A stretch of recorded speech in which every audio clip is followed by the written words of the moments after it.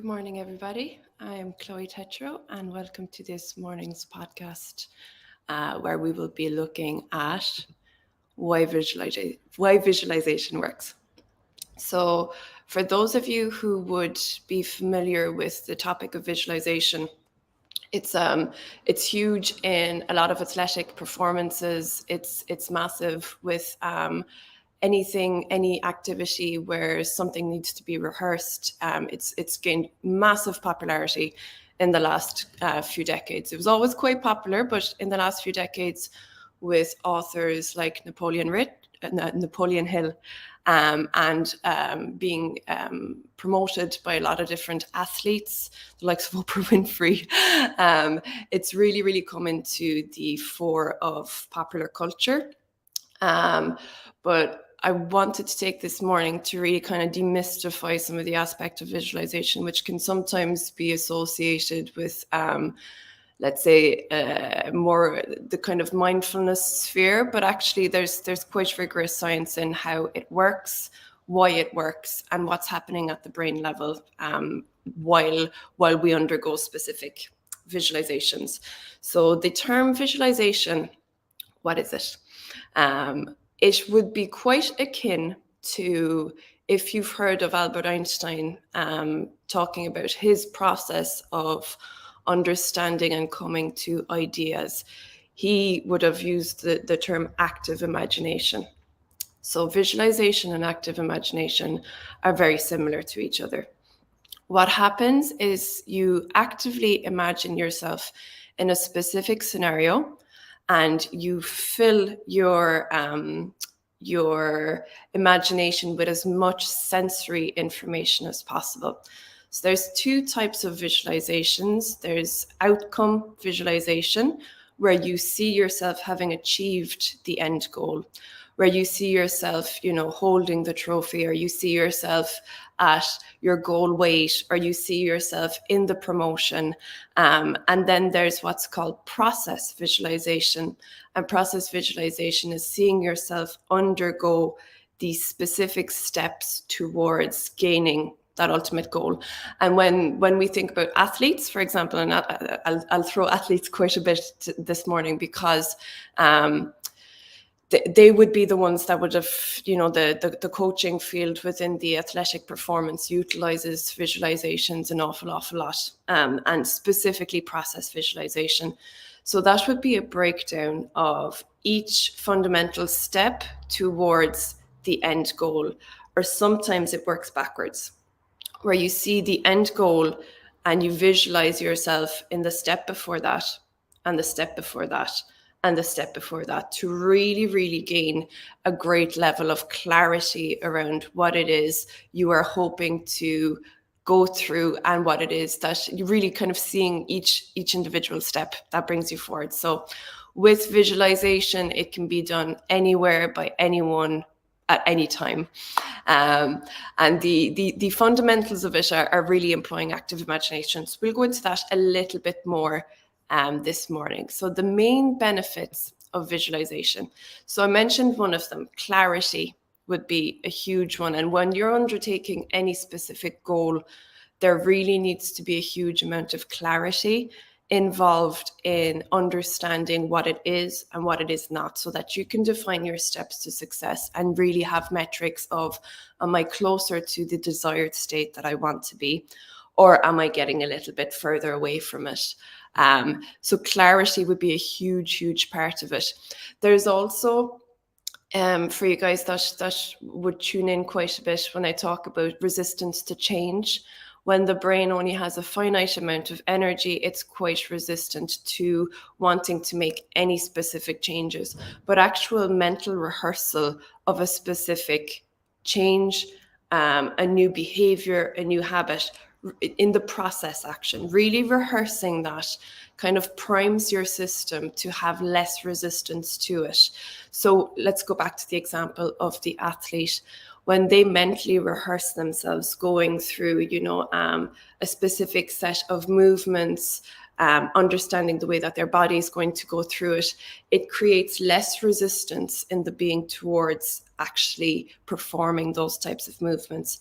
So bringing that down to kind of the layman who may not necessarily be a world great athlete, thinking of it in terms of a behavior that you've perhaps had some difficulty implementing. What mental rehearsal of process visualization helps you to do is to really prime your system for having gone through, okay, I'm going to get in the car, I'm going to drive to the gym. When I get to the gym, I'm going to come out, I'm going to do X, Y, and Z. And that removes some of the barriers towards change that might be associated with it. A lot of the times when we have difficulty with change, it's to avoid a feeling of discomfort. So when we mentally rehearse and mentally practice visualization of a particular change in habit behavior, and we can sense that we are still safe, we are not getting, that big rise in negative emotions that we might associate with a task, it helps to really prime our system to have less of a resistance towards it and more of an understanding that this is a very feasible task. You've gone through all of the breakdown process. It can help to alleviate nerves. So if you think about visualization around job interviews or going in for presentations or anything like that, it can really, really help to, again, bring down the nervous system reaction of the threat response and really kind of let yourself experience it as a safe task. It can boost confidence and resiliency and can really desensitize yourself to situations, which again would go into, once you've mentally prepped for something, it becomes a lot easier for you to actually go through it. So let's have a look at how does that actually, what's happening? What's happening in the brain when we are mentally rehearsing? Are we just having a little bit of a flight of fancy? Are we, is it tied to fantasy? Is it tied to, yes is the answer, but there are real mechanical aspects as to what's actually going on. So in your brain, you have a particular part called the reticular activating system. And what that is, it's a network of neurons that act as your filtering system. So if you think of all of the information that we're bombarded with every single day, it's way too much for our brain to actually take it all in. So it employs this particular system to be able to filter out things that we deem pertinent to our lives and things that are seen as dross information. Now, the thing about the reticular activating system is that it is more or less programmed around specific beliefs you already have. So for those of you that would have tuned in for the talk about cognitive dysfunctions or kind of particular filterings that we would take in sometimes in a distorted way, what can happen is that we have our belief system, the information comes in, and we are constantly looking for evidence to back our belief system through the RAS system. So what's happening is that we already have a belief and we're constantly looking for evidence for it. So what you can do with that knowledge is to work with your brain instead of against your brain. And what you want to be doing is to actively reprogram your RAS to bring you closer to your specific goals. So how can we work with that system? So with the visualization aspect, it's linked to your desires, your emotions, things that have an awful lot of explosive energy within the brain system, and things that help you activate your reward system. So working with your RAS to create a new filter, and your new filter could be, I am the type of person that eats an extremely healthy diet. And your brain already, so that's your visualization. You put yourself into that mental process. You utilize some active imagination. You see yourself as the end goal of the person that has a brilliant diet. So already what your brain is starting to do, it'll filter out. What does that actually mean? Who is the type of person that has a brilliant diet? What are their attributes? How do they behave? What is different than where we're at now? So already you're getting a huge amount of clarity into processes. And then you employ your second part of your visualization, which is process visualization. And then that creates a new filter again. So you're going to see each step by step of who is this person? How do they behave?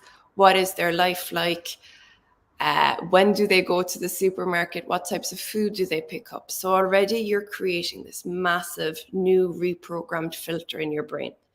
Your brain is also accessing the M1, not the highway. Your brain is also accessing a part of the brain called the M1, which is involved in movement planning. So going back to the athlete, and they'll be my little crutch for today, but what the literature shows is that people who employ active visualization, active imagination, rehearsal, mental rehearsal, the part of their brain which is involved in movement planning gets stimulated. So if I decide to pick up a cup, this part of my brain gets activated and it preps my entire system for the action of picking up a cup. When you mentally rehearse a specific action, you are firing that part of your brain. So it's located in the forebrain area, and it's basically what is being exercised over and over and over, so that when you eventually come to the physicality of the task, it's not going to be it's not going to encounter resistance of a new task. It's not going to fight as much to resist that. In fact, it's mentally rehearsed it. It's a much smoother line. So when athletes undergo this process, it really helps them train their bodies for specific movements. There's research to back the use of active visualization with recovery from medical situations that would require retraining of the body. So for example, stroke victims, when parts of their body has to go through intense physical retraining, it begins with the mind. It begins with activating that M1 part of the brain to recreate a specific movement internally first, which primes the body to follow.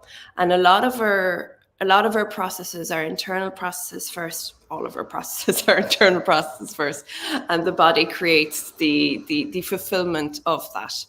So within the mechanics of the brain, you have your reticular activating system, which is your filtering process.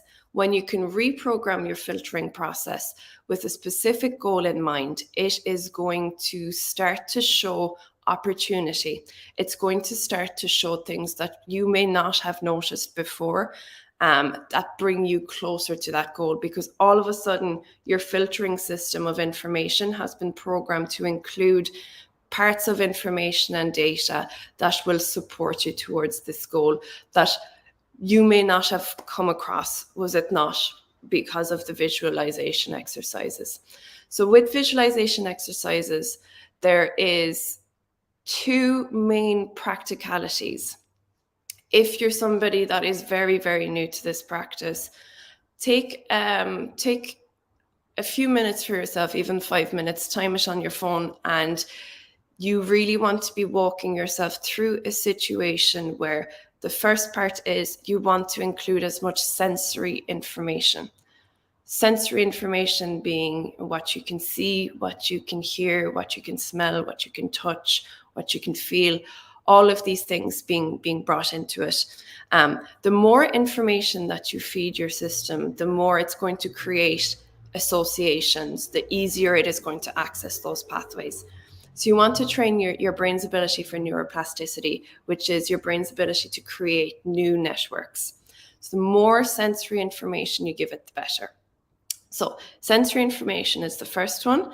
And the second one is the emotional drivers that go with it. So your emotional drivers, I've shortened that to emotion, so energy in motion before. And really your emotions are the biggest propellers towards actions that you have at your disposal. They're going to be the thing that really, really drive you towards a goal or away from a behavior that you know is not necessarily serving you. So when you're creating a visualization, really sitting into it with as much sensory information as possible and tapping into the emotional driver of it. If it's an a goal-orientated visualization, you really want to sit into how you are going to feel having fulfilled that goal, what it's going to be like, who's going to be there, what those people are going to interact with you, what they're going to say, how you're going to feel about yourself, the type of language you're going to use. The clearer the picture is, the more information you've given your brain. And I like to think of it as a programming type of situation. You're giving as much sensory information for your brain to create this new filter that's going to really, really bring you towards the things that it can see as, these are my success markers for having gone towards that direction. So you have your emotional drivers, you have your sensory data.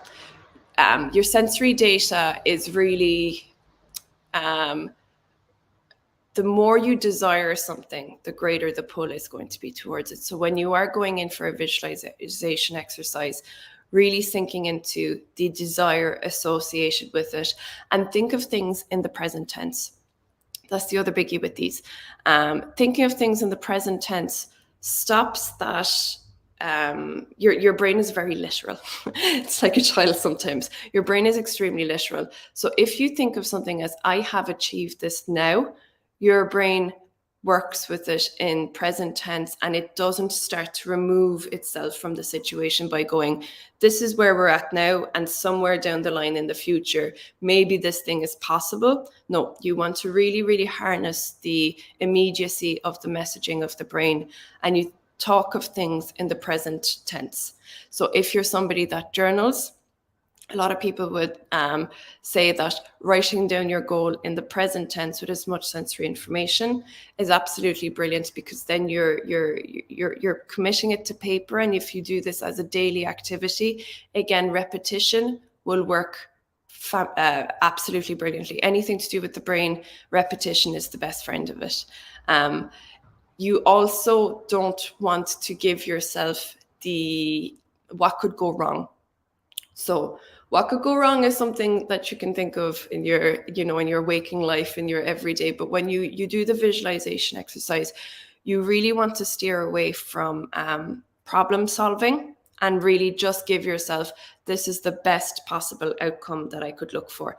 When athletes do their visualization exercises, they never, ever utilize, what if I kick the ball wrong? What if I miss the goal? What if I do all of these things? Because again, you have to think of the part of the brain that's being activated has to do with your actions, has to do with how you will actually approach the situation. So you want to really, really get rid of all the problem solving and the things that could go wrong, just for the amount of time that you're doing your visualization. So the other tip that I could give with the actual practice is to build this world, build this environment for yourself, and then try to anchor all of that into a single phrase, and really project as much of that active imagination, having gone through all the motions. Try to distill that down into a single sentence or a series of words for yourself that you can access throughout your day. Instead of having to go through the entire process each time, several times a day. If you can anchor all of that back down to a few words for yourself, an example of which being, I will succeed at being a healthy eater. I will feel amazing not future oriented. I feel amazing now that I am a brilliant eater. And anchor all of these things down into a single phrase. You can repeat that phrase and access and light up those areas of your brain throughout the day. And the more you do this, the easier it's going to be, because you're priming your brain each time. So sensory information, emotional drivers, present tense, repetition. And what I would say is find a goal that you are happy to bring this into. And it can be, it can be behavioral lifestyle, it can be job orientated, it can be in your personal life. and really, really practice this, because visualization is a massive field with lots and lots of research and literature to show that the neuroscience of it is very, very solid. It is a practice that is really, really fundamental to anyone doing any kind of physical activity, but actually we're seeing it come more and more into different fields, be it the corporate field, interrelationships, anything like that. So it's really a massive tool for your arsenal. Goal visualization is brilliant for your initial motivational driver, but visualization is really going to help you with the stickier points of what is the process. Yes, I can see myself becoming this amazing, healthy person that's won all the trophies and done X, Y, and Z. But really, if you find yourself having some degree of resistance towards the practicalities of the everyday of it, it becomes an awful lot easier for you to implement specific behaviors and new habits once you have mentally rehearsed them. If it's good enough for Einstein, it's good enough for most of us. If you guys have any questions on any of that, please feel free to pop them into the comments section. I'll give a quick minute towards that now. There is a TED Talk actually that I can recommend for you guys. It is by Anna Isabel Bacalado. So she does a whole TED Talk that's quite accessible and good in terms of visualization exercises and what can be implemented using them. So that is me, guys. Have a wonderful day, and we will be chatting to you next time. Bye.